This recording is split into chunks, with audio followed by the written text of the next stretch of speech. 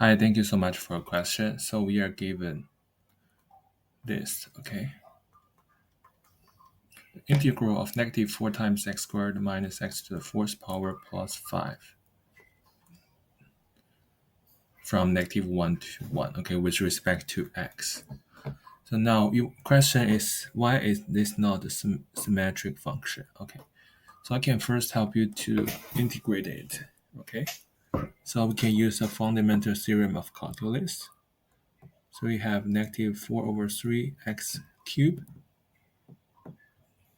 minus 1 over 5x to the fifth power plus 5x